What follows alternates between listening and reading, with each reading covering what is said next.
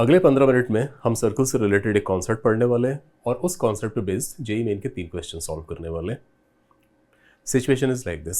मान लीजिए कि आपको एक सर्कल दिया हुआ है और दूसरा सर्कल इस तरह से दिया हुआ है। क्वेश्चन ये है कि ऐसी कितनी लाइंस आप बना सकते हो जो दोनों सर्कल्स को टच कर जाएं।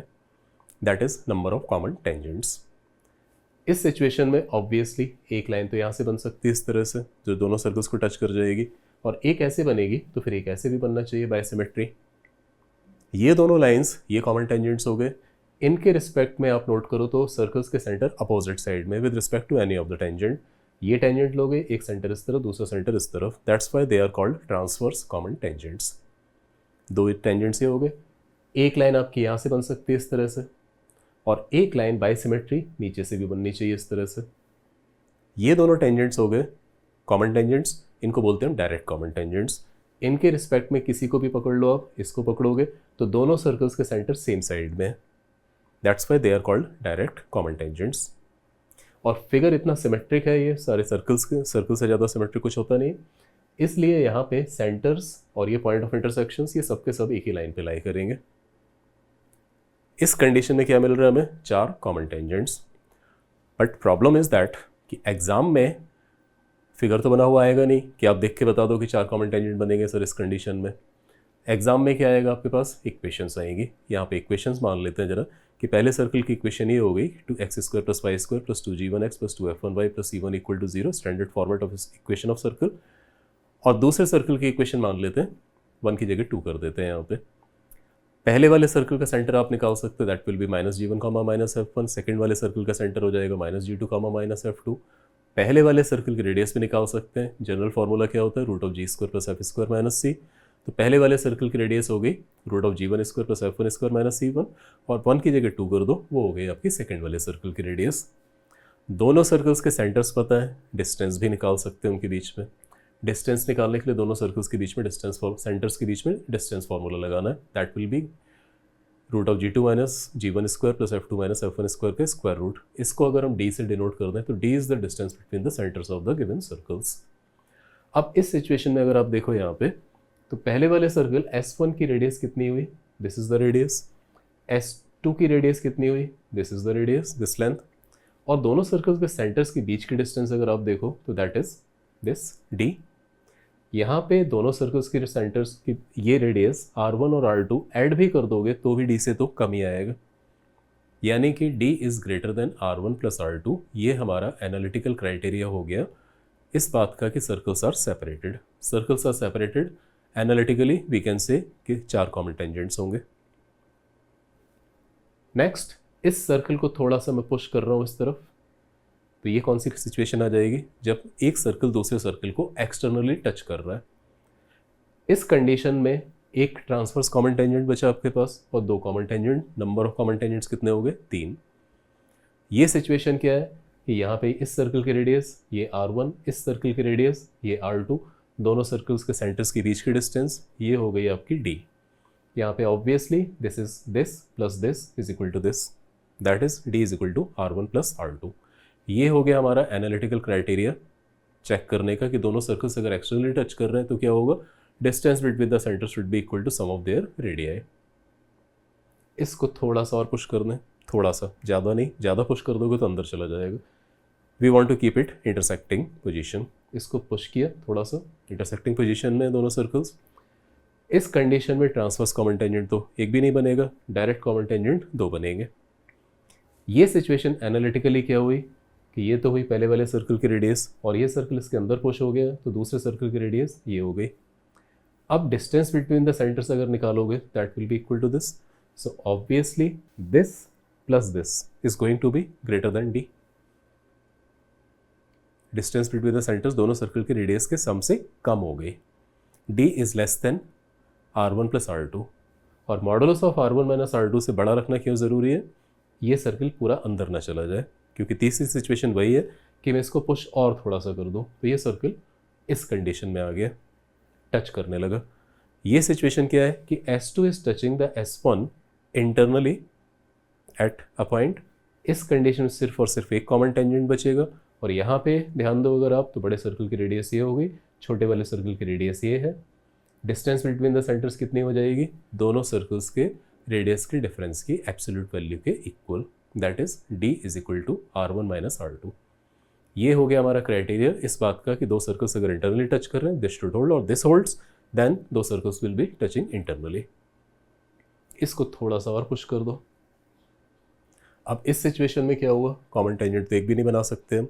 यहाँ पे क्या हो जाएगा, ये तो छोटे वाले सर्कल की रेडियस, ये बड़े वाले सर्कल की radius, distance between the centres जो होगी वो r1 माइनस r2 की वैल्यू से भी कम चली जाएगी। ये डिस्टेंस बिटवीन द सेंटर्स हुई, that will B less then modulus of r1 minus r2। तो ये पोजीशंस हैं जो सर्कल्स की हो सकती है और नंबर ऑफ कॉमन टेंजेंट्स में भी इक्वल टू 0। इस सिचुएशन में 1, 2, 3 और 4 कितने होंगे, दैट डिपेंड्स। ये एनालिटिकल क्राइटेरिया आपको याद रखना है। और किस्मत अगर अच्छी हो आपकी तो जेईई मेन में आपका सीधा सीधा क्वेश्चन आ सकता है इस तरह का। This is from JEE main 2023। यहाँ पे क्या है कि आपको दो सर्कल्स की इक्वेशन दी है, नंबर ऑफ कॉमन टेंजेंट्स पूछा है केवल। दो सर्कल्स की equation x square plus Y square minus 18x minus 15y plus 131 equal to 0, दूसरी इक्वेशन और स्टैंडर्ड प्रोसेस। यहाँ पे हमने क्या किया, पहला सर्कल लिखा, सेंटर के कोऑर्डिनेट्स निकाले 9,15/2, रेडियस निकाली 9 का स्क्वायर प्लस 15/2 का स्क्वायर माइनस 131 का square root, that comes out to be 5/2।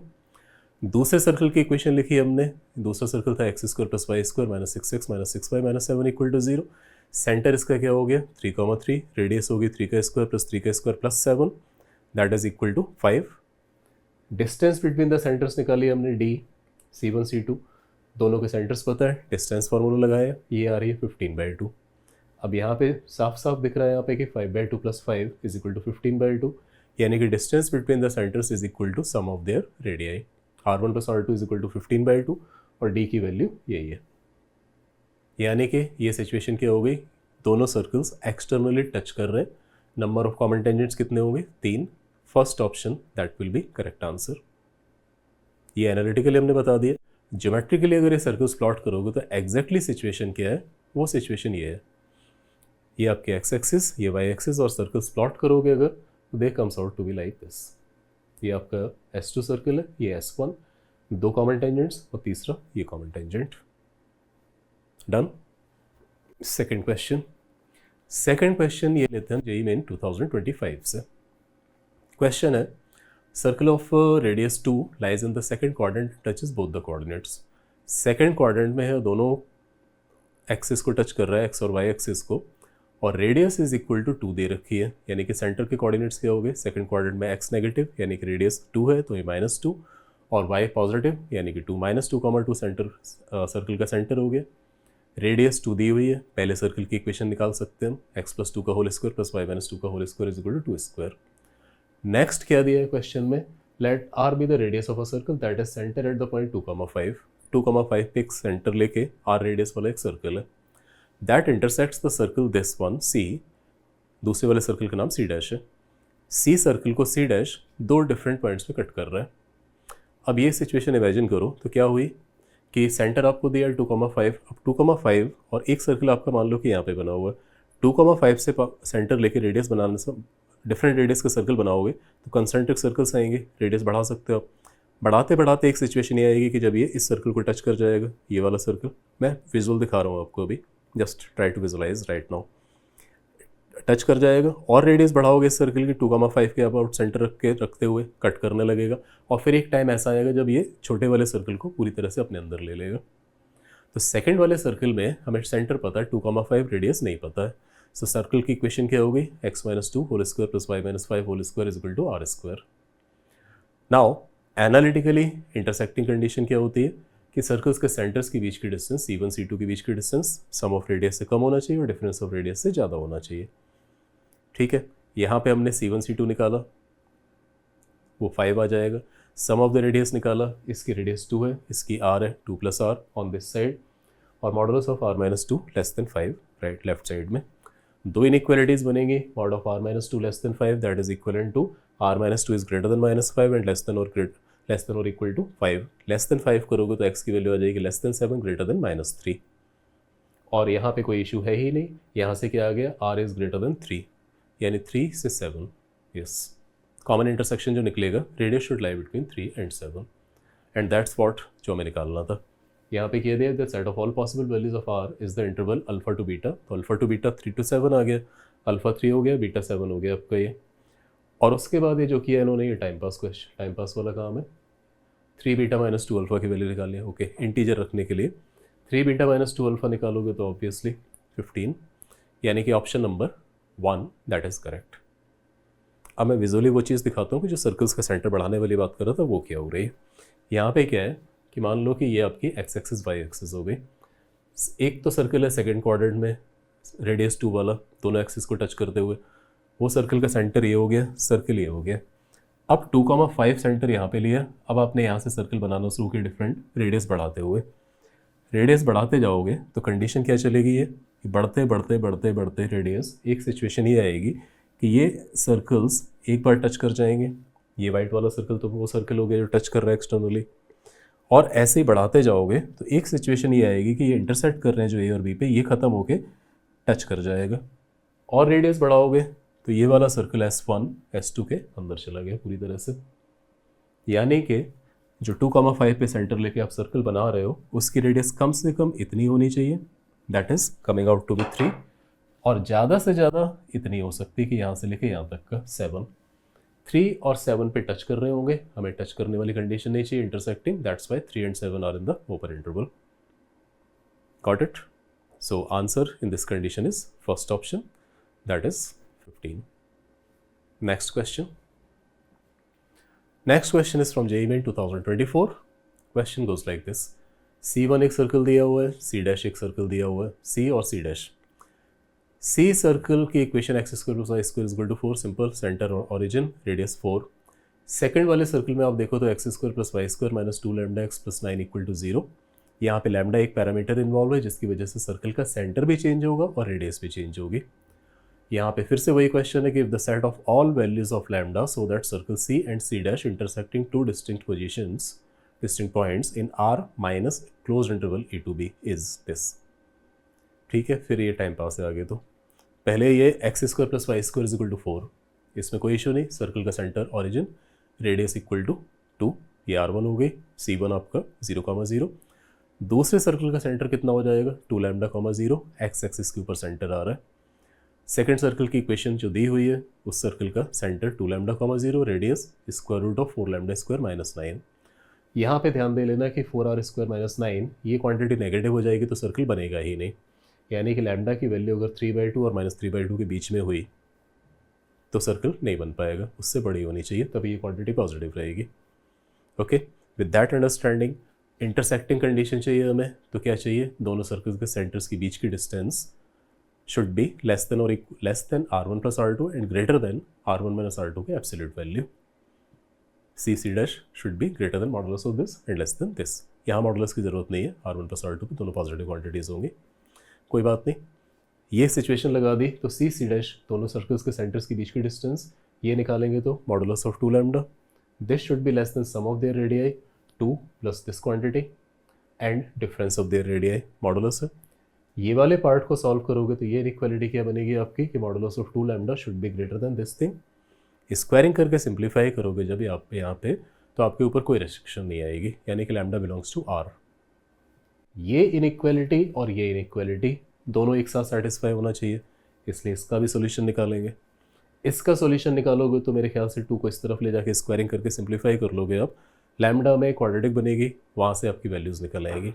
Values निकालोगे तो वो वैल्यूज़ आ रही है इसकी -∞ से -13/8 एंड 13/8 से इन्फिनिटी।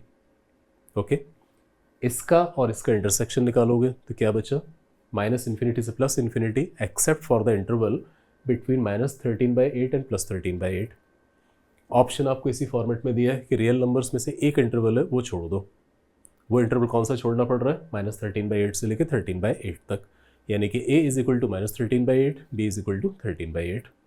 बाकी जो किया है 8a + 2b, 16b - 20 lies on the curve, तो पहले पॉइंट निकाल लो, अच्छे बच्चों की तरह कैलकुलेशन करवा रहे हैं बेवजह की। a और b ये वैल्यूज़ हो गई, आपने 8a + 12, 16b - 20 इनकी वैल्यूज़ निकाली, ये पॉइंट आ गया -1,6। अब फर्दर लेबर वाला काम 4 ऑप्शंस में रख के देखो किसको सेटिस्फाई कर रहा है। यहाँ पे 4th ऑप्शन में आप रख के देखोगे तो यू विल फाइंड आउट कि इसको सेटिस्फाई कर रहा है, यानी कि 4th option is the correct answer. ठीक है, अब यहाँ पे जरा विजुअली देखिए जरा हो क्या रहा है। यहाँ पे लैम्डा चेंज करने से क्या हो रहा है, ये दोनों सर्कल्स दिए हुए थे, आपका एक सर्कल तो x square plus y is equal to 4, ये तो सेंटर हो ही गया। दूसरे सर्कल का सेंटर क्या है, ये तो सर्कल का पहला वाला circle center at origin radius equal to 2। दूसरे वाले सर्कल में लैम्डा चेंज करने से क्या होगा, लैम्डा चेंज करोगे तो सर्कल का सेंटर भी चेंज होगा, रेडियस भी चेंज होगी। एज यू कैन सी कि रेडियस आपकी लैम्डा पे डिपेंडेंट है, सेंटर लैम्डा पे, यानी कि एक्स एक्सिस के अराउंड सर्कल्स बनेंगे, डिफरेंट रेडियस डिफरेंट सेंटर्स वाले। पहला सर्कल ये हुआ x square plus Y square is equal to 4। अब लैम्डा की वैल्यू कम करना शुरू करोगे नेगेटिव साइड में, तो सेंटर का कोऑर्डिनेट्स आपके पॉजिटिव साइड में आएंगे इस तरफ, और नेगेटिव पॉजिटिव करोगे तो इधर आएंगे।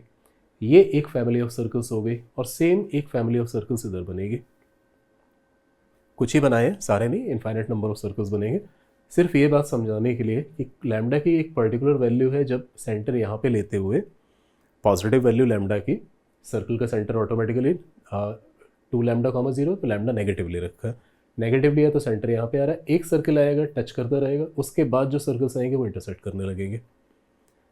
और लैम्डा की एक पर्टिकुलर वैल्यू के नीचे जो हमारी बात हुई थी कि 3/2 से या -3/2 से ज़्यादा नहीं और -3/2 से कम नहीं रख सकते, आप रख सकते हैं, बीच में नहीं रख सकते, तो लैम्डा की वैल्यूज बीच में मिस हो जाएगी।